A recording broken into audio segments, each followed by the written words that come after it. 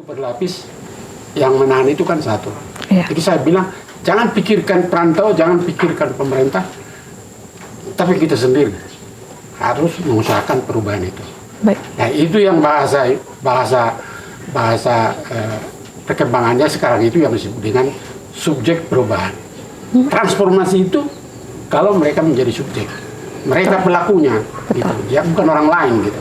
Tapi kebanggaan hanya kalau Hamid tuh HGB itu sudah terlambat, ya. Tidak ada gitu, sudah out of date itu. Ya. Yang relevan sekarang ini kita harus lebih, kalau mungkin saya pakai bisa istilah agresif. Shalom Bapak Ibu Saudara-saudara sekalian, penonton setia kanal YouTube Huria Kristen Batak Protestan. Kembali lagi bersama saya, calon diakones Marlince Lumban Tobing dalam podcast HKBP.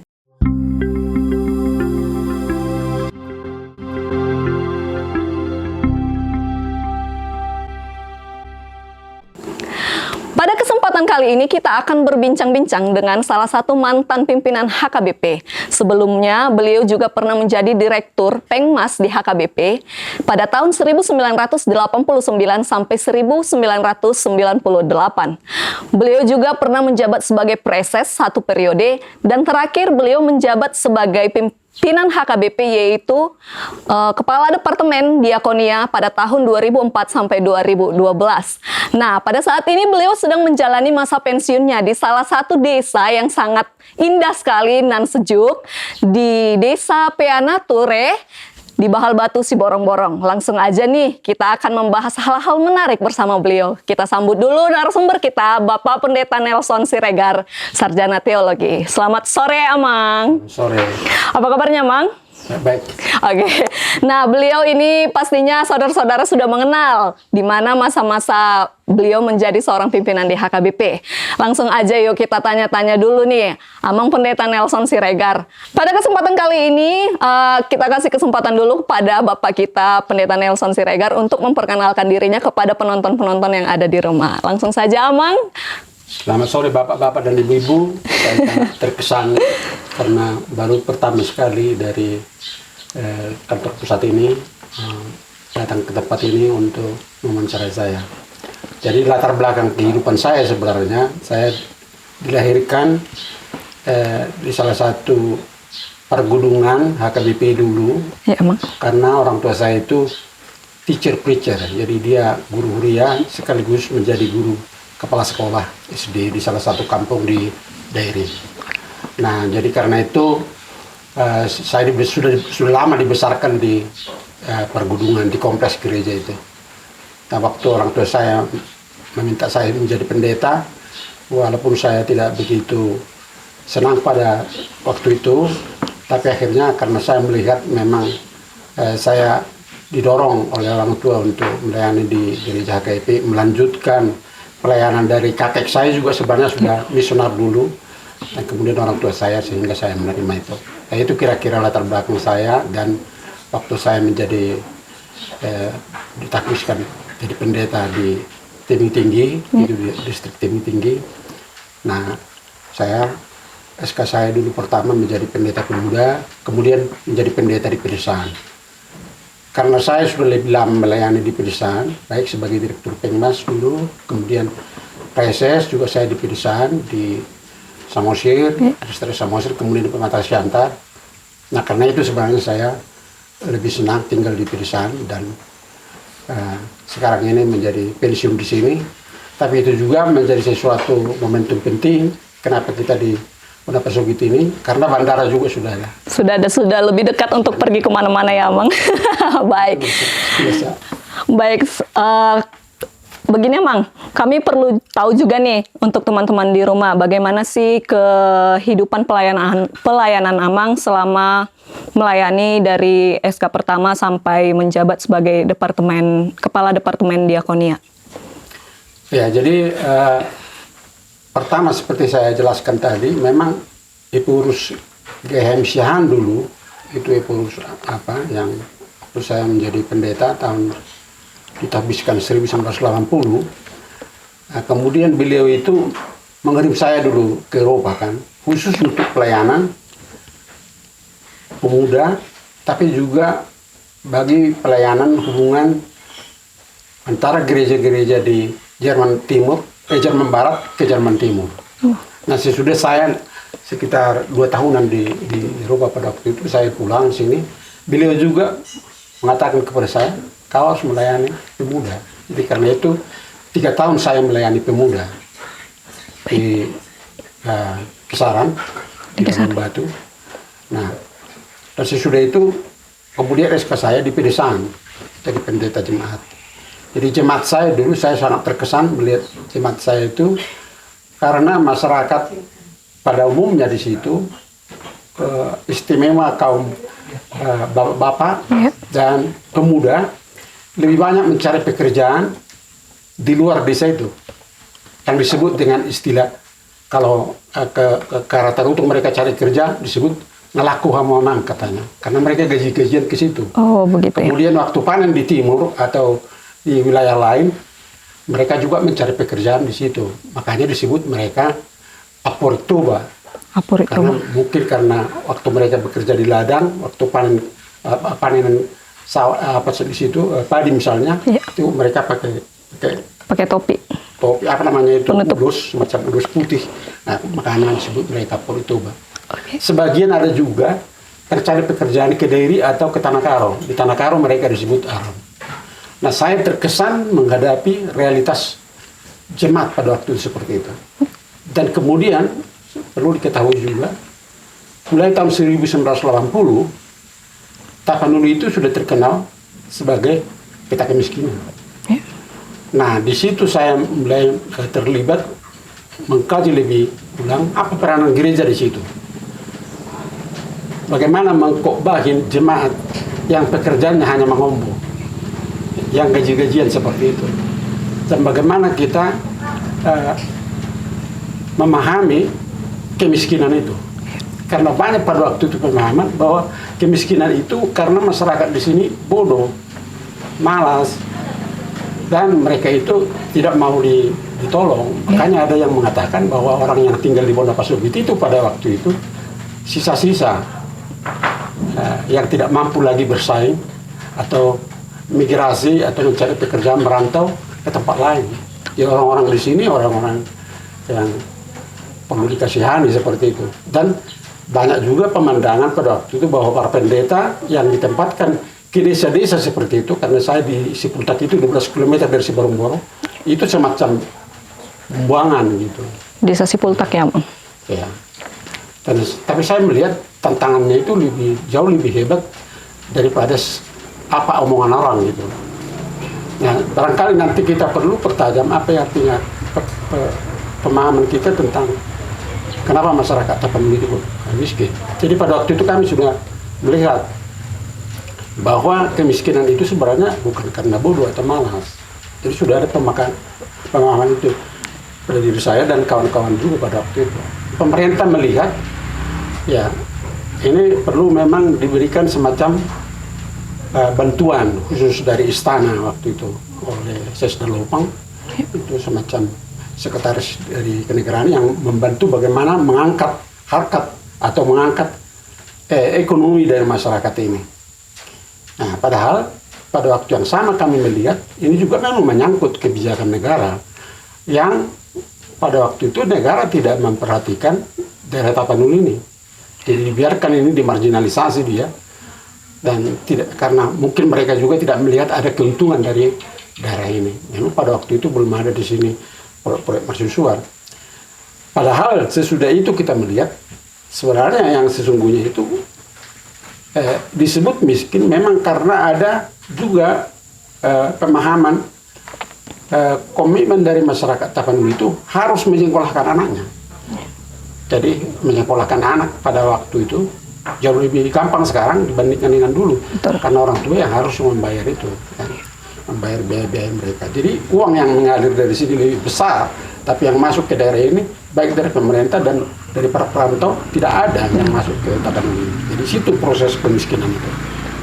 Nah itulah peranan saya yang pertama, kenapa saya tertarik menjadi direktur Pengmas waktu itu, waktu saya diminta di periode tahun 1987-92 itu oleh Epurus, pendeta Dr. S.A. Nauban. Jadi saya yang diminta untuk memulai pekerjaan itu atau melanjutkan pekerjaan itu supaya lebih dekat kepada persoalan-persoalan yang dihadapi oleh jemaat atau masyarakat secara umum. Nah, kami juga perlu tahu nih, Amang, seperti yang Amang katakan tadi bahwa masyarakat Tapanuli itu terkenal dengan kemiskinannya. Lantas bagaimana program Amang semenjak menjadi Direktur Pengmas ini untuk mengangkat perekonomian di Tapanuli? Ya, jadi dulu kan ada program pemerintah itu yang disebut dengan Pelita itu ya, pembangunan 5 tahun itu Jadi waktu itu saya sudah membaca juga waktu saya mahasiswa bahwa sudah ada sebenarnya suatu pernyataan bersama oleh gereja-gereja di Indonesia ini bahwa gereja itu harus berpartisipasi dalam pembangunan.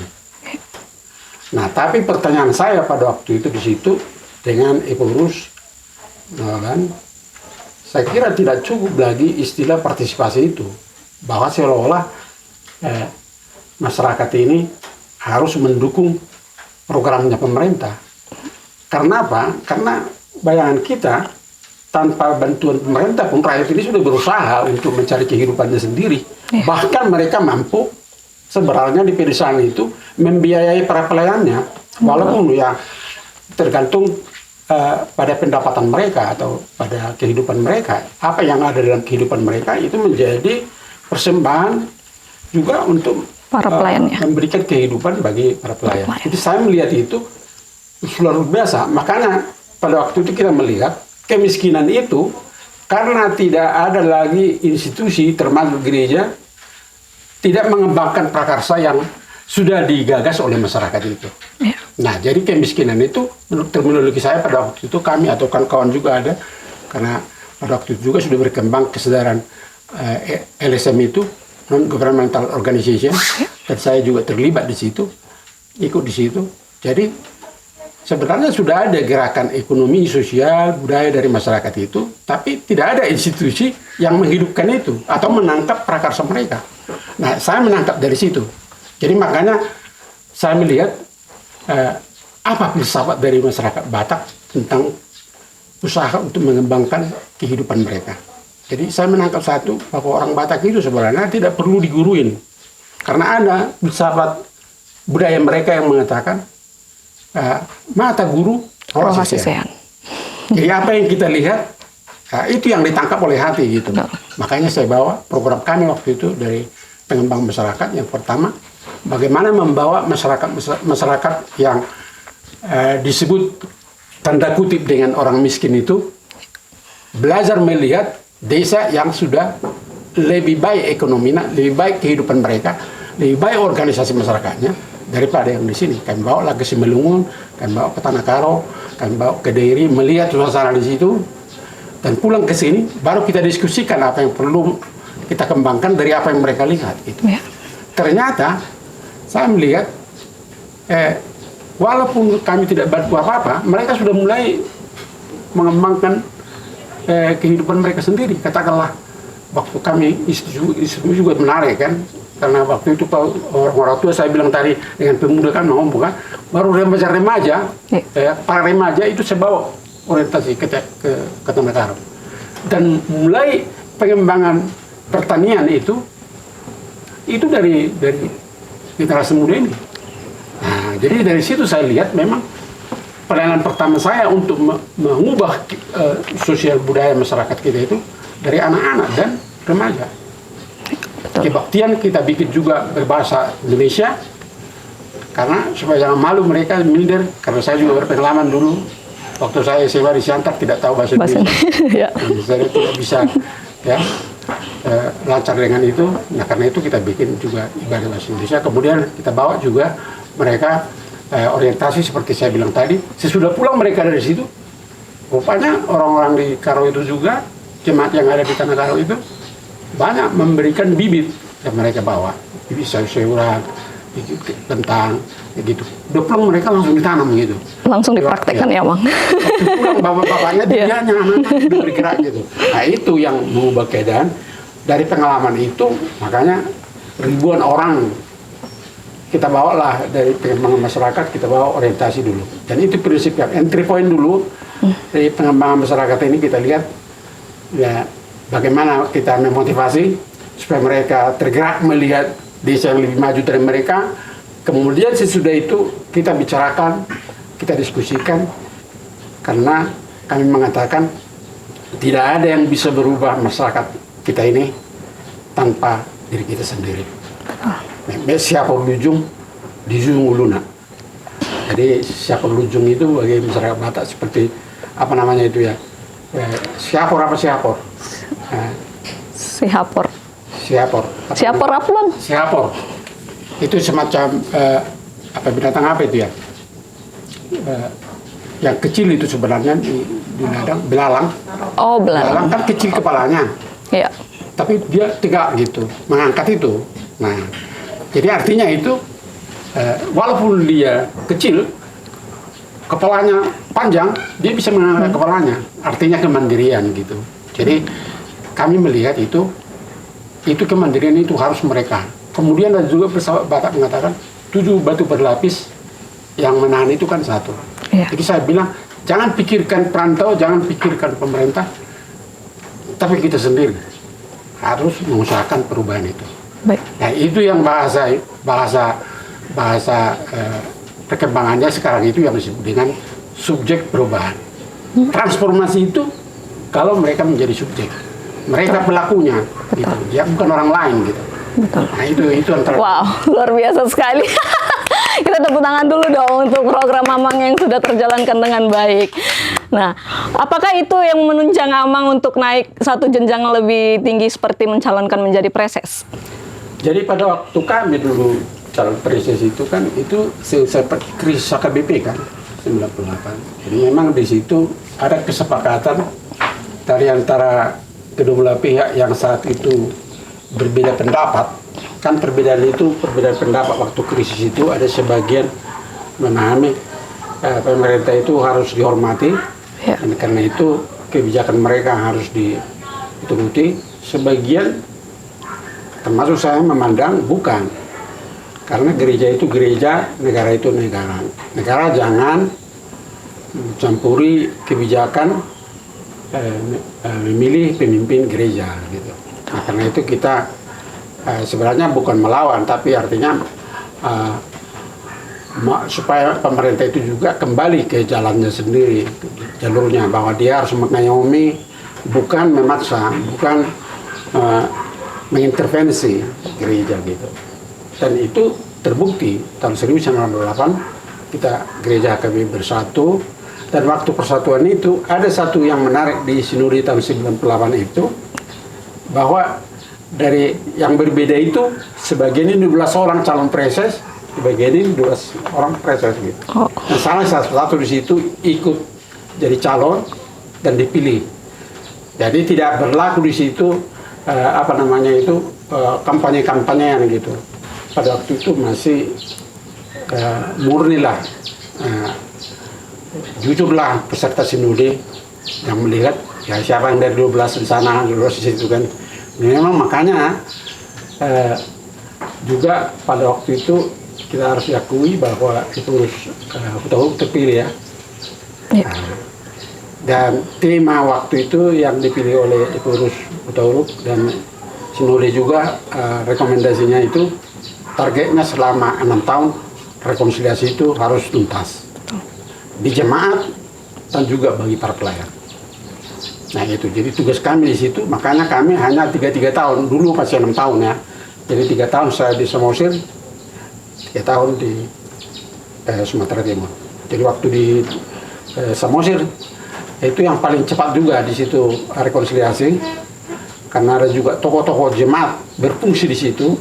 Dan saya lihat, memang kalau warga jemaat kita ini difungsikan maksimal, dan bisa diajak semua yang berbeda pendapat, karena ada dulu 3 di situ yang penting untuk rekonsiliasi itu.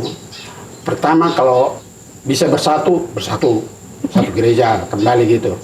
Tapi kedua, kalau tidak bisa bersatu, bikin sendiri gitu. Kalau tidak bisa bersatu, satu lagi, mereka bisa pakai termin. Nah, siapa pagi jam sekian, siapa gini gitu. Jadi kami waktu itu dengan tokoh ada di situ Jenderal Manihuru juga, ada di situ Bapak mantan Bupati Sinaga di Silinto, kemudian Sokotuba. Dan orang tiga ini kita mengumpulkan yang berbeda pendapat itu, langsung mereka kita yang berbeda pendapat itu mengambil keputusan itu, resort ini terus gitu kan. Nah itu jadi waktu saya jadi presiden itu 8 resort, tapi sesudah rekonsiliasi itu jadi 20. Nah, 20-an resort gitu. Nah itu antara lain buat jadi sehingga kita melihat proses itu sangat bagus. Itulah salah satu sebenarnya keunikan kalau gereja dibiarkan mengambil Keputusannya. Kehidupannya sendiri tanpa intervensi gitu. Nah itu kira-kira. Lantas waktu di Siantar? Di Siantar mirip juga begitu ya. Itu juga memang waktu saya di situ memang sudah ada persiapan kian di situ bahwa distrik Tanah Jawa itu mandiri. Waktu saya di situ diserahkan tugas itu dalam tempo 1 tahun itu kita persiapkan mandirilah Tanah Jawa. Dan ditinggalkanlah di distrik Sumatera Timur waktu itu 36 resort. Tapi karena perkembangan kesadaran tentang rekonsiliasi ini, itu tambah juga 10. Waktu saya di situ sudah 46 resortnya gitu di situ. Dan yang paling menarik kalau di situ saya lihat pada waktu itu kan permulaan otonomi daerah. Jadi pemerintah mengambil atau kita secara bersama masyarakat Indonesia pasca Orde Baru masuk ke reformasi, kemudian ada otonomi daerah. Jadi persoalan otonomi daerah ini akhirnya memang mau tidak mau di situ pada waktu itu gereja juga dituntut untuk merayakan itu, untuk melihat itu gitu. Jadi peran kami pada waktu itu lebih mengumpulkan bagaimana kekuatan para sintua ini dirangkul untuk melihat momentum perubahan ini. Gitu. Jadi saya bikin di situ konsultasi atau semacam konferensi para sintua dan untuk melihat bagaimana peran kita untuk mendoakan dan juga untuk mengusahakan supaya masyarakat kita ini cilik matanya atau terbuka melihat bahwa Tuhan sudah membuka kesempatan bagi masyarakat kita untuk berpartisipasi melihat pemerintahan yang baik itu bagaimana gitu. Yeah. Nah itu kira-kira tema yang waktu itu kita lakukan. Dan juga bagaimana pemuda, jadi karena di situ kan STT kan, bagaimana mahasiswa-mahasiswa pemuda juga ikut dalam proses reformasi seperti itu. Apa peran yang cocok untuk kita gitu. Jadi karena di Siantar ada juga petani, sebagian ada buruh, sudah mulai ada dinamika berbeda dengan di pedesaan. Nah saya melihat memang gereja harus berbicara juga atau ikut serta melihat perjuangan-perjuangan masyarakat yang ada di sekitar situ, soal tanah lah, soal kehidupan buruh lah, soal mahasiswa, bagaimana pemuda kita dan juga warga jemaat kita bisa mengisi ruang publik yang disediakan untuk KPU, untuk Panwaslu dan seterusnya yang lain-lain, untuk DPR seterusnya itu betul-betul kita perhatikan. Jadi karena gereja HKBP termasuk di Sumatera Timur itu sangat besar sebenarnya dibandingkan dengan gereja yang lain. Tapi juga mayoritas Muslim di situ juga sudah ada. Jadi komunikasi kita di situ bagus. Jadi sebenarnya pada waktu itu makanya termasuk sebenarnya Siantar itu barometer untuk toleransi beragama gitu.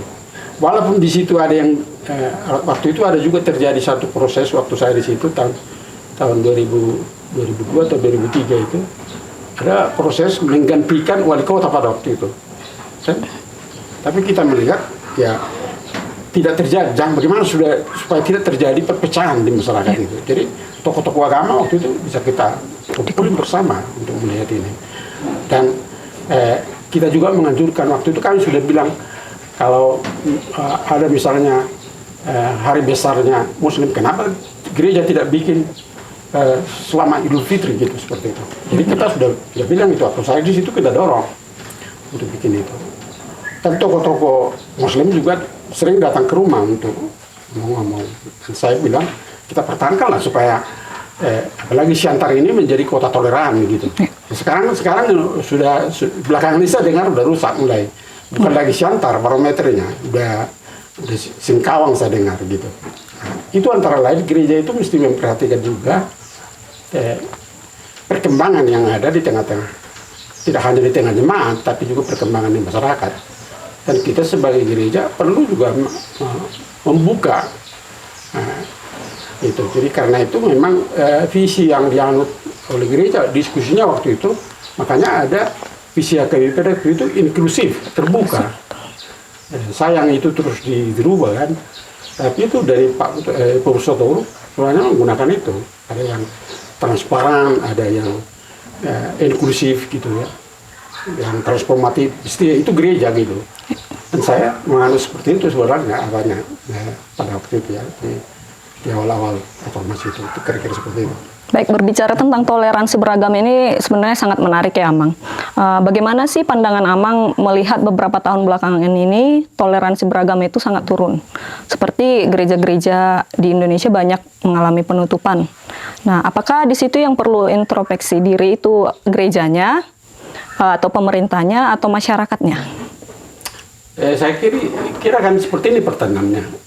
Masyarakat itu kan sering dikorbankan oleh pertentangan kaum elit, politisi gitu ya, partai politik. Nah, dan gereja kan kita kasat mata bisa melihat itu, apalagi di era 4U sekarang ini yang melalui segala macam media kan, kita bisa lihat persoalan itu. Tapi kan persoalan kita pada intinya di situ, bagaimana supaya gereja ini peduli supaya tidak terlalu banyak korban masyarakat ini. Nah, edukasi seperti ini yang penting bagi kita. Jadi pendekatan kemanusiaan itu penting, solidaritas itu perlu kita bangun.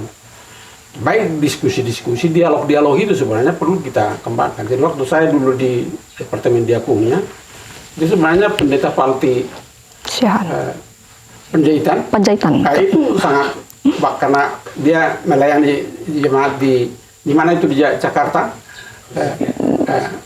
Philadelphia itu mengalami satu konflik ya dengan itu, dan akhirnya dia dekat dengan NU, tokoh-tokoh NU, Buddha, Hindu, segala macam itu. Jadi waktu saya di Kuni, saya sudah melihat dia sebenarnya cocok, makanya dia pernah juga ambil masternya untuk itu, tapi nggak tahu bagaimana akhirnya gitu.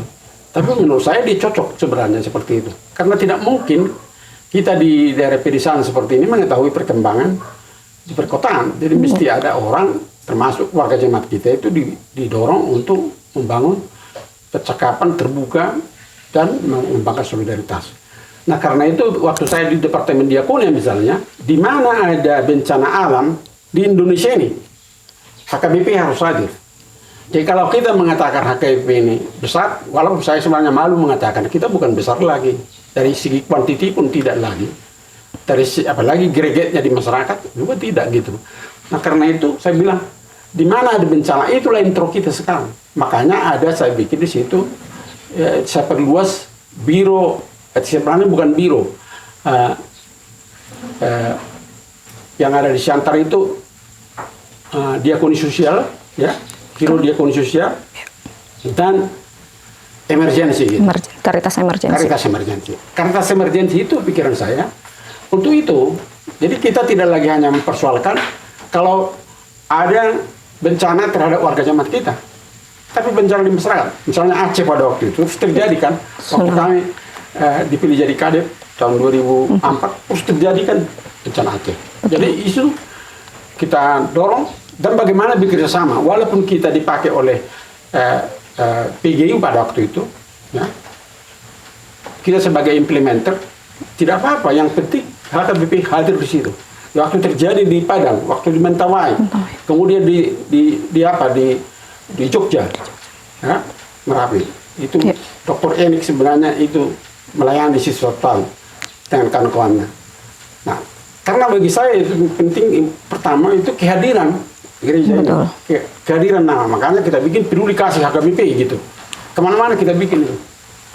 Nah, waktu terjadi juga di Tegal atau di mana lah itu daerah Bandung sana, kita juga ke situ Di Jakarta juga ada banjir, kita bikin gitu. Dan kita bikin supaya setiap distrik itu ada dewannya yang bisa cepat mengakses itu. Nah itu yang kita lakukan. Makanya itu tidak lagi yang secara biasa dulu kalau ada bencana kemudian tunggu 1 bulan baru pergi bawa sesuatu atau kasih uang itu. Menurut saya bukan di situ. Karena banyak juga bantuan baik dari pemerintah maupun swasta itu, tapi tidak ada yang bisa menggunakan itu. Jadi kiat-kiat seperti itu sebenarnya perlu dibangun kembali lagi emang.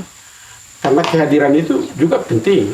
Betul. Nah, kan itu kepercayaan kita juga begitu. Allah hadir di sini dan kita melihat kehadirannya itu membuka hati kita, membuka pikiran kita, dan akhirnya kita terbuka juga untuk melakukan sesuatu.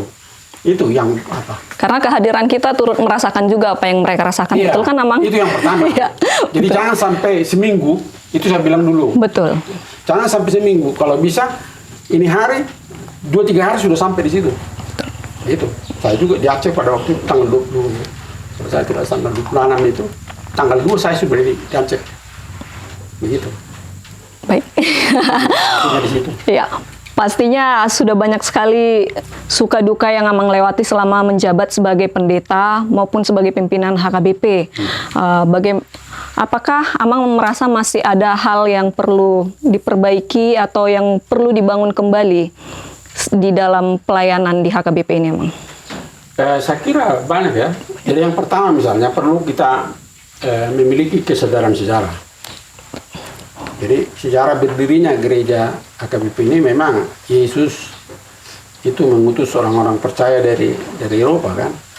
Tapi kan metode dan cara orang misionar bagaimana mereka memberitakan Injil di sini itu tidak melalui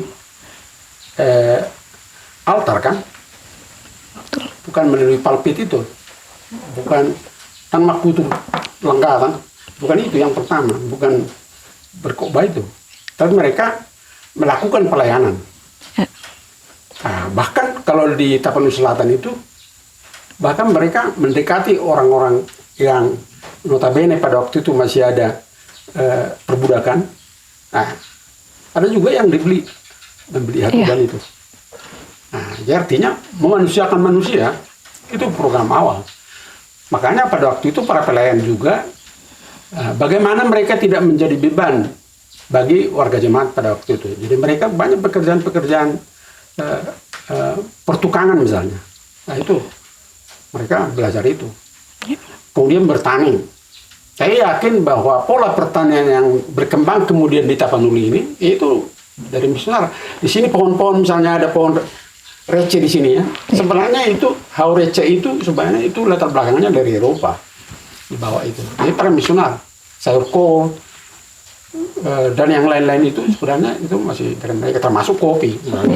Nah, jadi kedua saya lihat itu no mention juga kan waktu datang ke sini. Kalau kita baca itu lebih teliti, lebih banyak pendekatannya itu kesehatan. Kesehatan kemudian ya, setiap hari pekan dia sudah duduk di situ dan mendengar keluhan persoalan-persoalan masyarakat di situ, dan kadang-kadang dia diminta pendapat menyelesaikan persoalannya itu. Dan karena memang dia sudah lebih banyak mengetahui perkembangan di Eropa misalnya, itu gampang ditangkap gitu.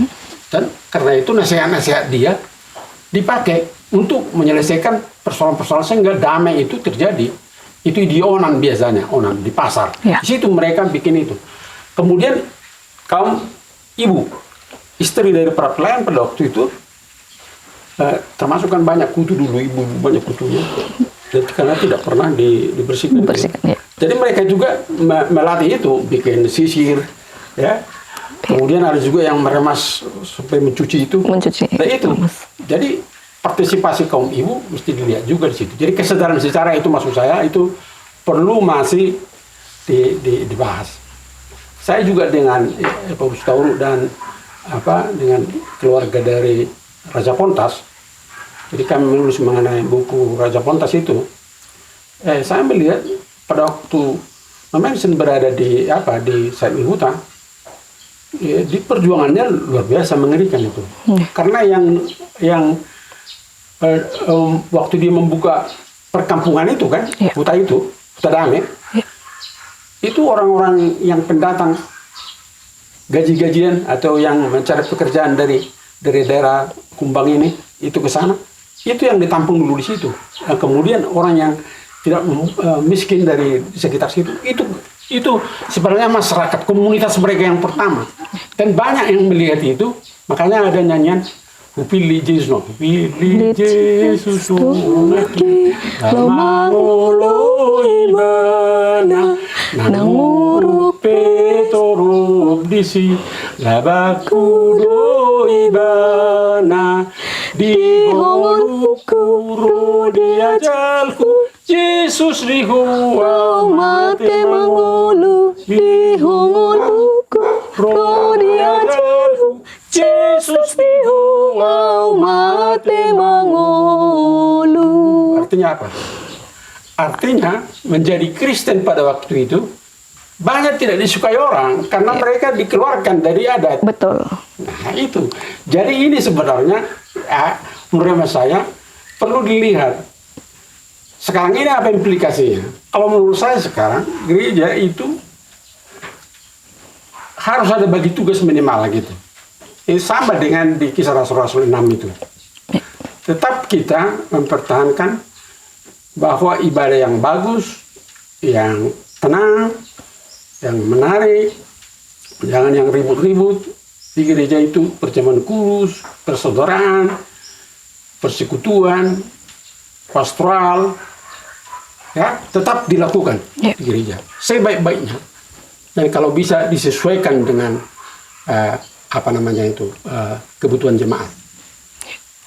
Untuk pemuda, tapi untuk orang tua barangkali lebih tenang, lebih gitu, tidak usah musik-musik yang bingar-bingar gitu. Itu lebih penting. Yang kedua sebenarnya harus ada altar yang kedua. Bagaimana kita berperan di tengah-tengah kehidupan masyarakat. Nah, antara lain misalnya seperti ini ya, saya mau katakan. Itu akibat dari suatu perkembangan di era pemerintahan Jokowi misalnya, itu dinamika masyarakat kita termasuk di Monapasugi di Tapanuli ini udah berkembang pesat. Misalnya seperti ini ya. Kalau dulu yang disebut dengan orang kaya itu kalau banyak kerbonya, sedia orbom gitu. Kalau sekarang bukan begitu. Kalau di tempat kami ini sekarang sudah berapa orang Sunda kalian? Itu maksudnya apa, Mang? Sedia gudang Sunda. Karena orang Sunda yang bekerja sekarang di sini untuk bertani. Oh begitu. Modal dari orang-orang yang mampu di sini, kemudian mereka mengolah. Jadi dibagilah penghasilan 40% lah untuk pemilik lahan dan pemilik modal, 60% untuk mereka. Jadi sudah ratusan juta karena mereka memang betul-betul bertanya sudah lebih paten lah dari kita di sini dan modal ada sehingga panen mereka lebih baik. Makanya kalau kita lihat di sini jangan kita terkejut bahwa masjid di Siborong sudah lebih besar. Betul. Nah, itu antara lain. Nah, kota-kota sebenarnya kalau kita lihat di kawasan Danau Toba ini sama seperti apa gitu, menguasai ekonomi kecil itu mereka orang Sunda, orang Jawa, orang Padang gitu. Ya. Nah, ini bagaimana kita melihat ini? Nah, di satu pihak kita tidak perlu sebenarnya terlalu menentang itu atau menolak itu ya. Tapi bagaimana jemaat kita ini supaya mereka juga menyadari perkembangan ini, supaya mereka juga mengetahui kelemahannya. Jadi khotbah sekarang dan termasuk kegiatan-kegiatan diakonia itu mesti melatih mereka bagaimana pengembangan kuliner gitu ya. Apalagi sekarang kan bandara sudah ada gitu ya. Zaman Jokowi, kemudian pariwisata. Akses jalan juga sudah semakin mudah ya, Mang. Iya, betul. Ya, inilah pariwisata inilah misalnya. Iya. Nah, apakah pariwisata ini hanya bagi orang-orang yang sudah lebih siap situ atau kita juga peduli terhadap warga jemaat kita walaupun tidak begitu mampu? Ini yang perlu kita berdayakan, mampukan, dibikin pelatihan-pelatihan. Jadi saya pikir tidak salah kalau para pelayan katakanlah diakones, ya, difokus kemana gitu. pendeta yang lebih tertarik dengan persoalan-persoalan kemanusiaan, persoalan-persoalan ekonomi pertanian, persoalan kehidupan masyarakat, ya, silsorge, bagaimana kita mendengar keluhan-keluhan masyarakat. Apalagi sekarang di Tapanuli ini semakin banyak lahan yang tidak dikuasai oleh masyarakat. Betul. Padahal dulu kan orang Batak itu sangat terkenal, tidak ada di sini tanah dan hutan yang tidak dimiliki oleh masyarakat. Kalau tidak marga, pius. Nah, jadi tidak ada tanah yang tidak bertuan. Tahun 1917 pernah mereka bersama-sama dengan para misioner mengatakan kepada pemerintah Belanda, gubernur di Batavia, dan mereka menulis, menandatangani semua, mengatakan tidak bisa berkebunan masuk ke Tapanuli, ya, dari swasta. Tidak dikasih, sewa pun tidak dikasih gitu. Karena apa? Dua alasan. Nanti kalau kami melihat di mana ada perkebunan, di situ ada pelacuran. Itu dia bilang. Kedua, kalau itu masuk nanti ke perkebunan, apa nanti untuk generasi yang akan datang? Tanah apa yang mereka mau kerjakan? Betul. Karena ada tahun 80-an masuk di sini perusahaan besar. Dan kalau kita lihat sekarang persoalan lingkungan kita jauh lebih besar sekarang kita penuhi. Sawah ya makin berkurang. Kemenyan, hutan untuk kemenyan hilang. Ya, pohon-pohon, lihatlah jalan-jalan sekarang baru dibangun sudah hancur lagi. Ya. Daerah kampung kami di Pangaribuan sana hancur jalan itu. Kenapa? Gelondongan kayu yang besar-besar diangkut dari Garuga, dari Pangaribuan, dari mana-mana gitu. Semua pohon di sini sudah apa? Masyarakat di sini sudah gila kali pun untuk memotong. Nah, pertanyaan, ada nggak kesalahan gereja di situ? Coba. Ada nggak kesalahan? Coba dulu. Ada nggak? Pastinya ada. Nah, apa itu misalnya? Nah, kalau saya mengatakan, kok Pak kita juga ada kesalahan. Iya. Kok Pak kita ada kesalahan. Kenapa? Terlalu banyak kita membicarakan Tuhan. Padahal Tuhan itu bicara nggak soal lingkungan. Soal makhluk hidup. Coba lihat di daerah ini sekarang. Masih adakah misalnya jangkrik di sini? Jangkrik. Jangkrik. Masih ada apa namanya itu? Belalang. Masih ada apa namanya itu lapu-lapu? Kunang-kunang. Kunang-kunang. Ya. Nggak ada kunang-kunang. Sudah hampir Kata punah. pun semakin habis. Betul. Kenapa? Rumput dirondap. Semua pakai kimia. Iya. Semua pakai pupuk kimia. Pestisida segala macam. Jadi tidak ada kehidupan. Nah, belum lagi hutan tadi. Makanya ini panas sekali. Di sini sudah panas sekali kan. Nah, menurut saya pertanyaannya, kalau katakanlah Tuhan Yesus mengatakan dalam Markus 16:15, beritakanlah Injil Kepada seluruh makhluk. Jadi tidak disebutkan di situ beritakanlah Injil Kepada manusia. kepada manusia saja. Kepada manusia iya. Tapi perlu juga memelihara makhluk-makhluk yang lain seperti tumbuh-tumbuhan, Ya. hewan, seperti itu kan, Nah, Mang? kalau kita eksplorasi bagaimana sebenarnya Alkitab mengatakan soal manusia.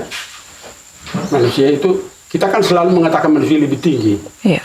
dari seluruh ciptaan. Itu mungkin benar. Tapi juga jangan salah bahwa kita ini adalah bagian dari ciptaan.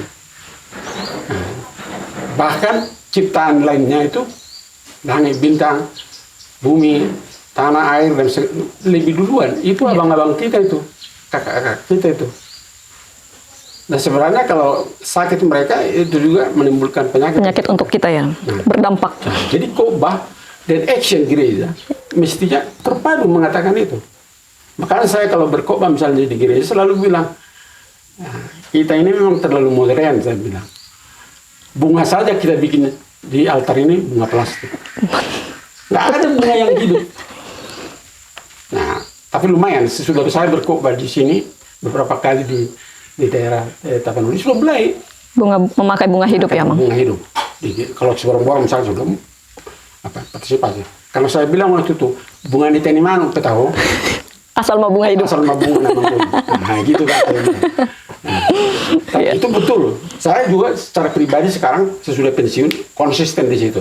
Makanya sini lihatlah bunga-bunga kita tanam. Masih sangat asri. Kimia kita usahakan supaya jangan banyak. Plastik jangan tercerai di mana-mana. Di sini tidak ada plastik, iyalah mau bisa bersih. Nah, kenapa kita disiplin untuk melakukan itu? Jangan orang lain yang duluan kita. Jadi kalau semua pelayan termasuk gereja sebanyak punya misi untuk lingkungan ini dan konsisten untuk menjalankan itu dan memotivasi warga jemaat bila perlu menyekolahkan, ya, mengedukasi itu, mengorientasikan, dan itulah harapan saya. Dan saya takut kalau kalian sebenarnya itu para pelayan diakonis tidak lebih mengutamakan itu, tidak lebih fokus pada persoalan-persoalan kemasyarakatan. Karena pendeta, guru jemaat, Wilfro sebenarnya sudah cukup melayani di altar. Kita perlu termasuk sebenarnya para pelayan, para pendeta harus lebih banyak, termasuk guru-guru jemaat harus lebih banyak sekarang ini mendorong bagaimana kita mendengarkan keluhan masyarakat lalu mencoba, ya, mendiskusikan itu, mendialogkan itu dan mendorong, karena pada akhirnya saya melihat memang apa rupanya peranan kita sebagai para pelayan. Kita tidak mungkin menyuapi jemaat, tapi kita bisa menolong mereka untuk membuka pikiran, untuk melihat bahwa Tuhan juga mendorong kita supaya memperbaiki kehidupan kita bersama dan tidak membiarkan persoalan-persoalan yang sebenarnya bisa kita atasi, termasuk soal lingkungan tadi, soal plastik, soal menanam pohon, soal menanam bunga, soal bagaimana kita membangun organisasi bersama supaya lebih besar, kemudian menyanyikan lagu, tidak hanya lagu-lagu yang mengerikan gitu, tapi juga yang membuka pikiran, menyenangkan soal lingkungan dan seterusnya. Dan saya kira itu betul. Hal-hal yang seperti ini perlu kembali dibangun oleh gereja ya, Mang ya. Artinya siapa yang fokus kepada masyarakat, yang mana yang fokus kepada ekologi, yang mana yang fokus kepada jemaat untuk membimbing keimanan mereka. Dan termasuk memang juga untuk membuka pikiran untuk mengetahui perkembangan zaman. politik. Betul. Karena kebijakan negara ini sangat menentukan nasib gereja, juga termasuk nasib kehidupan masyarakat banyak. Jadi kita ditempatkan di dunia ini, makanya the city of God itu adalah the city of man, kan? Kota Tuhan itu adalah kota manusia. Dan itu sebenarnya kenapa pergunungan gereja itu dulu pakai kompleks pergunungan itu. Kalau dulu itu kan semua pinggiran ini diparit kan, dan di situ ditanamin pohon-pohon produktif, mangga, apokat, jeruk dan seterusnya itu. Dan itu untuk orang lain, untuk jemaat, untuk anak-anak bisa dicuri. Nah, sekarang apa yang bisa dicuri dari gereja? Banyak di gereja-gereja yang sudah tidak. Organ lain tidak ada yang bisa diambil, beban tidak ada. Nah, akhirnya organnya, Mang. Makanya ini gereja juga perlu ya. Sekarang kan memang berkembang kan. Waktu saya pendeta kan dulu masih natura. Artinya natura kan hasil panen padi, itu yang dikasih sama kita. Panen jagung itu yang dikasih, kacang apa segala macam itu yang dikasih kita. Kan sekarang enggak gitu. Tapi sekarang perlu sebenarnya dihidupkan itu. Siapa yang membawa ini, makanan nanti dikasih sama orang lain. Bisa. Jadi waktu istri saya juga di pedesaan dulu, kita bikin anak-anak di bawah umur 6 bulan ke bawah dikumpulin di rumah kami dulu waktu itu. Kan kita tidak membicarakan soal dana, tapi kita membicarakan anak-anak ini karena banyak juga yang tenggelamkan anak-anak waktu kami di situ, karena dibawa kakak main-main di sawah, kemudian ada di situ kali dan tenggelam di situ. Nah, kami bilang sudah aja rumah kami. Jadi apa biaya di situ kan? Akhirnya orang itu kan kami bilang kalau ada ubi bawa, ada jagung, ada kacang, ada minyak, ada. Akhirnya cukup gitu. Nah maksud saya prakarsa seperti ini untuk melihat persoalan itu jangan terus langsung dilihat persoalan uang, tapi bagaimana kita merespon persoalan dari warga jemaat ini dan kita mencoba secara bersama-sama juga mengatasi dengan warga jemaat kita. Dan itulah kelebihan gereja sebagai organisasi yang memang mengutamakan dari jemaat oleh jemaat dan untuk jemaat. Dan mereka sampai sekarang masih merasakan itu. Itu keberhasilannya. Jadi memang dari segi itu nggak tahu ya, tapi saya lebih sebenarnya lebih ideal gereja itu harus hidup dari kehidupan di jemaatnya sendiri. Soal sentralisasi sebenarnya kalau saya melihat itu jauh lebih bagus kita pahami itu sebagai gerakan solidaritas. Gerakan jadi jangan sentralisasi jadi fokus, tapi solidaritas. Karena bagaimana yang melayani di desa yang berkekurangan bisa terbantu, menjadi terpenuhi kebutuhannya, yang di kota tidak berlebihan dan tidak kekurangan juga. Ada keseimbangan. Betul. Jadi gantilah istilah sentralisasi menjadi solidaritas. Kehidupan kita berjemaat. Gitu. Baik. Luar biasa sekali, banyak sekali hal-hal menarik yang sudah dibahas bersama Amang Pendeta Nelson Siregar. Tapi masih ada beberapa pertanyaan lagi nih Amang, yang perlu penonton juga ketahui dan semua pelayan-pelayan yang melayani saat ini mengetahui. Seperti yang kita ketahui bahwa gereja itu adalah mitra kerja Allah. Dan yang seperti kita ketahui juga, Yesus Kristus menyempurnakan pekerjaan Allah di dunia, yaitu dengan pelayanannya yang lebih banyak dan lebih condong ke pelayanan diakonia ataupun pelayanan kasih. Di zaman sekarang ini Amang, hal apa yang perlu ditingkatkan lagi dan perlu dipertegas lagi, dan apa saran yang Amang sampaikan kepada pelayan-pelayan sekarang untuk lebih menghidupi kehidupan diakonia di tengah-tengah pelayanannya? Ya, jadi sebenarnya kan kita kan sering mendengar katakanlah istilah jubilium ya. Iya. Kan sekali 50 tahun itu. Artinya itu apa sebenarnya kan? Itu kan mengingat bagaimana tahun pembebasan itu terjadi. Dalam tradisi Yahudi kan pembebasan dari Mesir gitu. Ya. Kemudian juga waktu mereka di Tanah Kanaan itu mereka merefleksikan bahwa sekali 50 tahun tanah itu harus dibebaskan. Ya. Dan orang-orang miskin itu harus dibantu dan dikembalikan hak-haknya gitu. Nah, kalau saya lihat itu kan ini kan sudah sebenarnya HKBP sudah menjelang 175 tahun, 2036. Iya. Nah, kalau kita melihat ke situ sebenarnya mestinya sekarang sudah harus ada inventarisasi lagi, kajian ulang atau inventarisasi ulang di manakah sebenarnya kehidupan jemaat dan masyarakat kita ini. HKBP kalau kita klaim bahwa kita mempunyai warga jemaat yang masih ini, walaupun kalau kita lihat tidak ada lagi desa sekarang yang homogen, artinya yang satu di jemaat gereja HKBP. Saya pikir itu kalau di inventarisasi mungkin hanya beberapa saja, ya. Semuanya sudah ada gereja-gereja yang lain. Baik karena krisis temporer atau seterusnya itu juga perlu ditelusuri sebenarnya.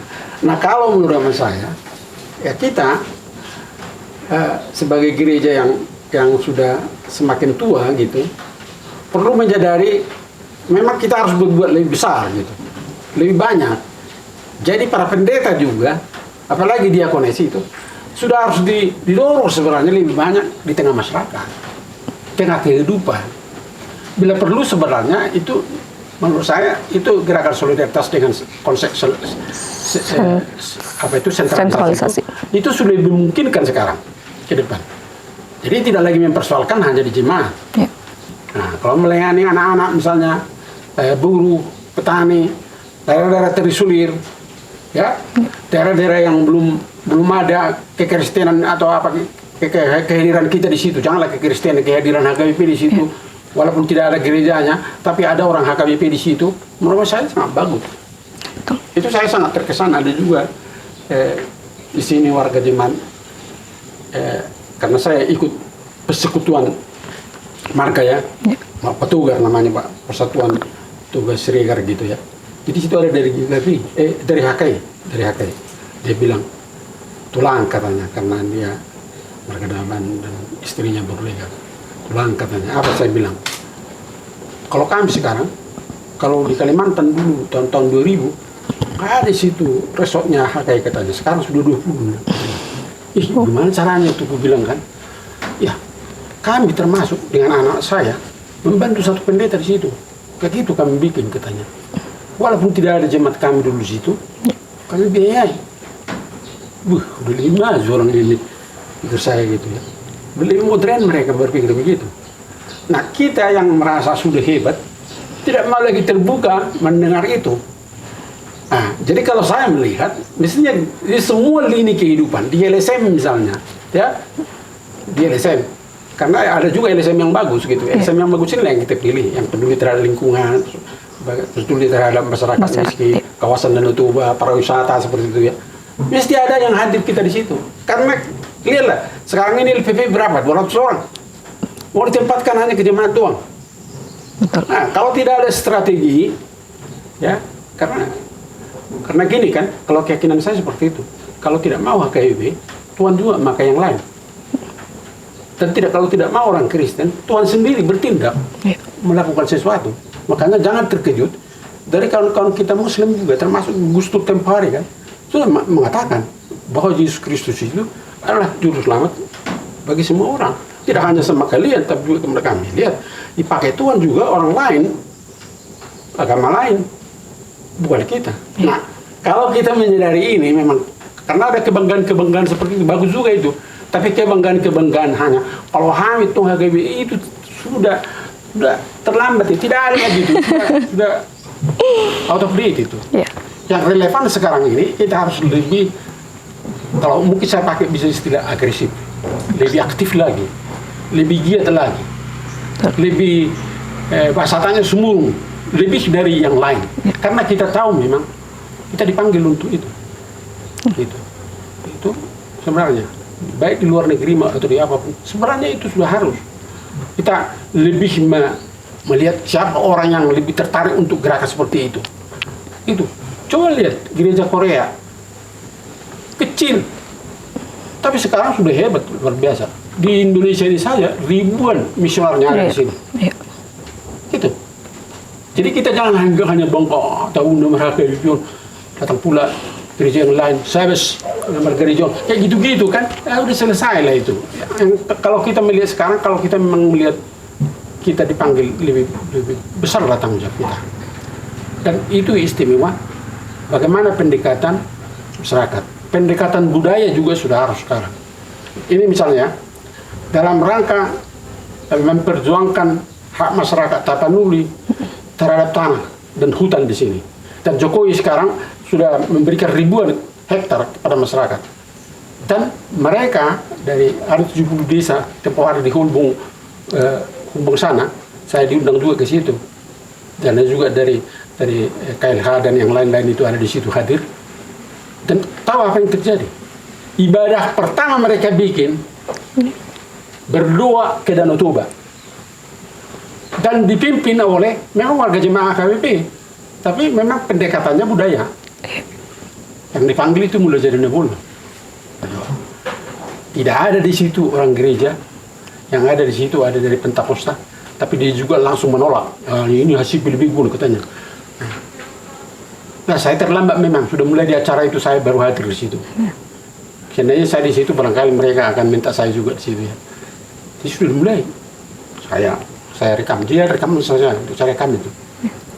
Dan saya tanya, apa tadi kau doakan di situ? Gue bilang, biasa-biasa memang. Tapi mulai jadi gue bilang, Tuhan itu, Tuhan jauh, saya bilang, menjadi dahulu. Oh gitu. Apa yang diminta gitu? Ya supaya betul-betul diselamatkanlah danau ini dan hutan kami, tanah kami. Itu yang kami minta katanya. Ketaknya Tuhan katanya. Coba, bagaimana itu? Dan saya yakin, kalau ini terus dibiarkan begitu, kita jangan mencak-mencak kalau di satu saat, ya memang agama mulai jadi nebulun itu akan muncul lagi. Nggak lagi harus di gereja gitu. Iya. Karena apa? Itu tempat pengaduan mereka. Makanya saya hadir di situ masih lumayan, gitu kan. Tapi saya kan udah pensiun. Mestinya orang yang ini harus dikader untuk itu. Tidak ada sesuatu yang langsung jadi. Hanya Tuhan yang bisa mengatakan itu, berkhotbah dia begini jadi. Enggak ada instruksional, itu tidak ada. Sudah berhenti. Makanya Yesus juga jadi manusia. Iya. Pendekatan Yesus sebenarnya itu selalu mendengarkan keluhan mengusahakan pemberdayaan itu dan mendorong mereka untuk menyelesaikan persoalannya. Kalau seperti ini pelayan di gereja, atau katakanlah kalau tidak bisa 100%, 20%.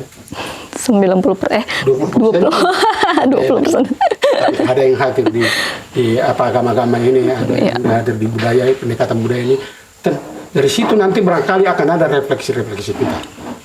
Nah, karena saya melihat sudah, kalau kita tidak ini, misalnya seperti rumah kan, kita anti juga melakukan sesuatu, bikin sekuritori atau apa segala macam di situ. Ya banyak orang ini diminta orang lain. Nah gitu. Jadi kita sebenarnya hasil dari gerakan sosial ini, hasil pendekatan kita terhadap budaya dan interaksi sosial budaya politik dan seterusnya itu akan turut membantu refleksi ibadah kita kepada Tuhan. Dan kehadiran Tuhan itu kita lihat tidak terbatas lagi hanya di gereja. Tembok-tembok itu harus dilihat terpisah. Termasuk saya di sini sekarang. Kalau misi saya sekarang di sudah pensiun, saya berkhotbah kepada burung sini, kepada pohon, kepada binatang-binatang kecil yang ada di bawah tanah, yang ada di atas tanah. Nah, saya melihat itu. Kadang-kadang saya juga bicara, ada kandang ayam di sana, saya kumpulkan, ada ayam di situ, ada bebek di situ, ada angsa di situ. Setiap mau ke gereja saya permisi dari situ. Jual kliennya asal. Gitu. Nah, itu kesenangan saya lihat. Betul. Ya. Nah, dan pohon, lihatlah, ini dalam tempo 5 tahun kita sudah tanam ini pohon dan sudah jadi hutan. Gitu. Ya. Jadi bukan hal yang mustahil kalau gereja mendorong itu. Nah, jadi pemulihan alam di Tapanuli ini sebagai paru-paru dunia, itu bisa mungkin. Walaupun sudah banyak sekarang pemotongan pohon-pohon, tapi kalau kita kembali menggali teologi kita yang teosentris, artinya bahwa Tuhan itu sekaligus menyelamatkan manusia dan menyelamatkan alam ciptaan, maka gerakan gereja itu harus menyeluruh terhadap kehidupan yang holistik, komprehensif, dan transformatif. Artinya terjadi oleh masyarakat itu sendiri, oleh alam itu sendiri terjadi perubahan-perubahan itu. Kehadiran gereja di situ hanya menanam bibit, kemudian menyiram, kemudian bagaimana supaya itu tumbuh dengan bagus. Dan itulah kehidupan gereja menurut saya. Ya. Luar biasa sekali, banyak sekali hal-hal baru dan pengalaman-pengalaman yang perlu juga kita contoh ya, Mang, untuk pelayanan para pelayan-pelayan muda di generasi sekarang. Ya. Nah, karena itu latihan-latihan, apa itu pelatihan-pelatihan itu, mungkin harus ada juga pembagian gitu ya, pembagian bidang. Mungkin secara umum bisa di LSPP 1, tapi LPP 2, LPP 3 itu lebih mengkerucut sesuai dengan panggilan, sesuai dengan uraian tugasnya juga ya, Mang. Jemaat, kebutuhan perkembangan dunia sekarang ini.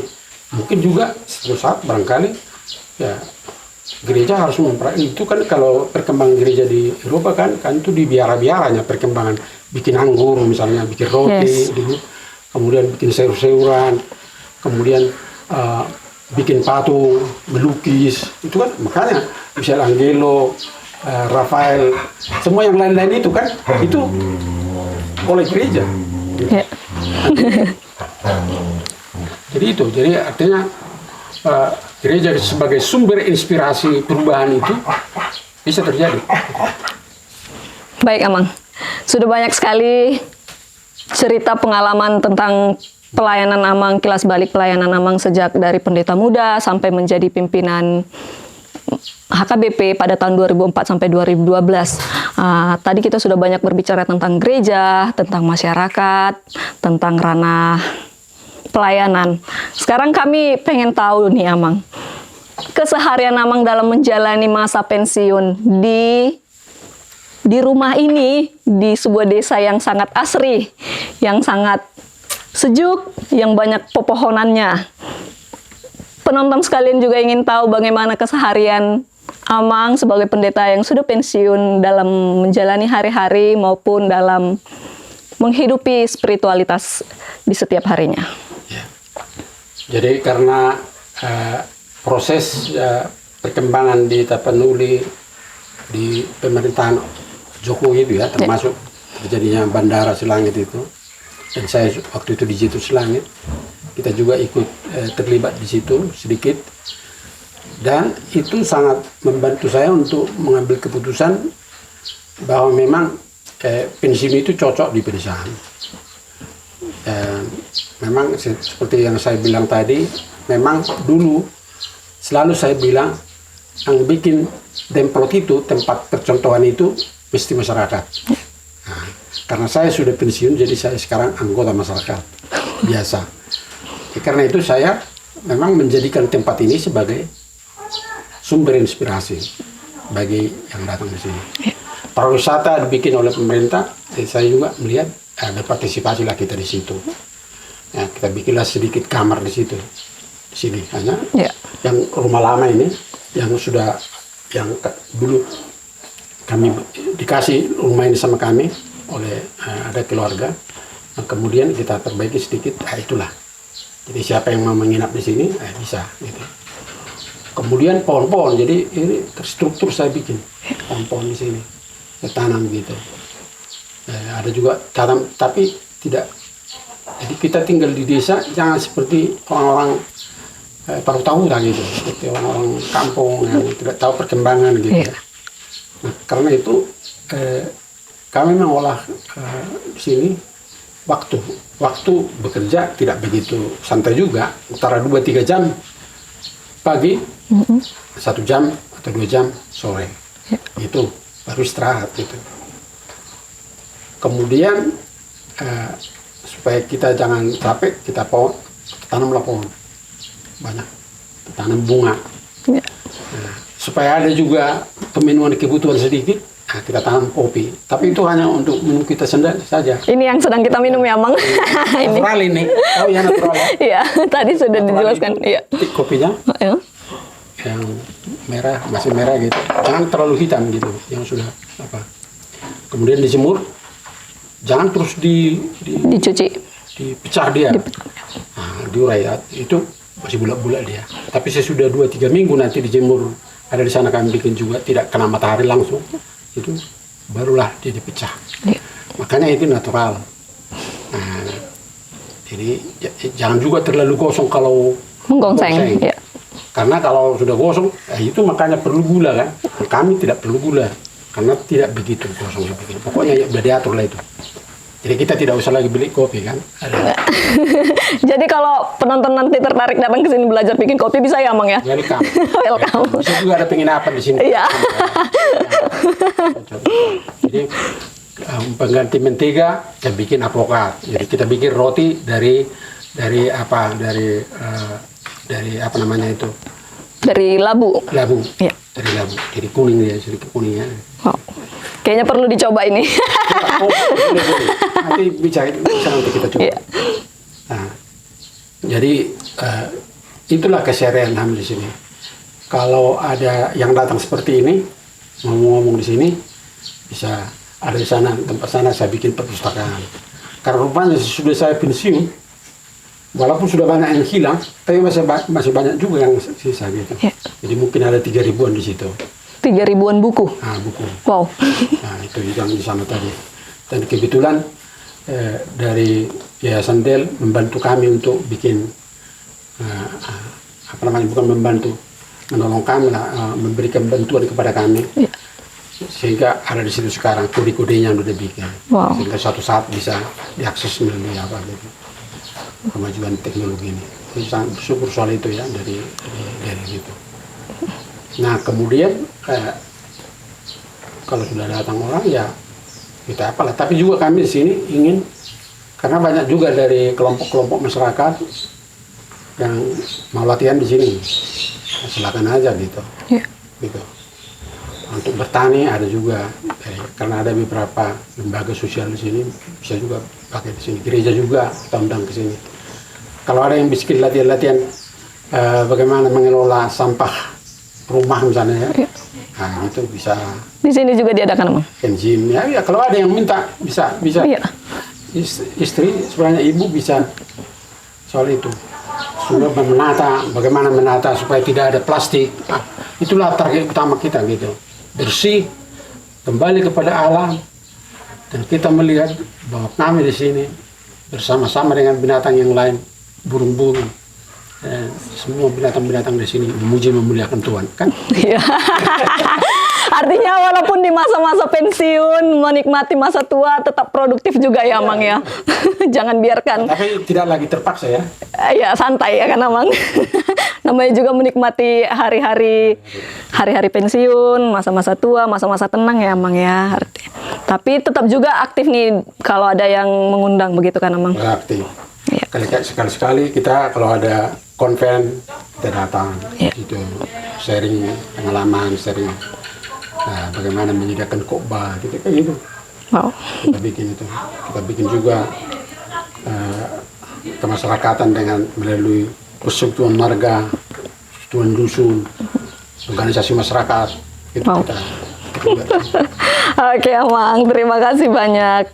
Iya, untuk menutup pertanyaan terakhir nih. Bukan pertanyaan sebenarnya.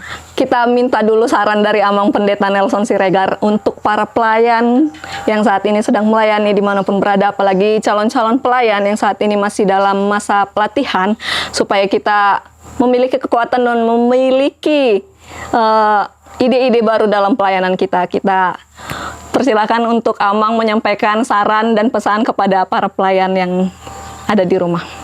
Jadi kalau pesan saya sebenarnya terhadap para pelayan yang muda ya, jangan terus merasa berpikir seperti orang tua. Nah, jadi kalau saya juga melihat pemuda itu tidak harus terlalu sopan. Artinya bukan sopan, maksud saya jangan terlalu lambat ngomong, jangan terlalu lambat berpikir. Kepekaan juga harus lebih tinggi lah sedikit. Jalan ke jemaat-jemaat. Kalau di pedesaan, pergi ke ladang-ladang mereka, ke tempat mereka bekerja. Di kota juga begitu. Lebih sering dulu kita, itu yang dulu sebenarnya tradisi sirsorge di HKBP.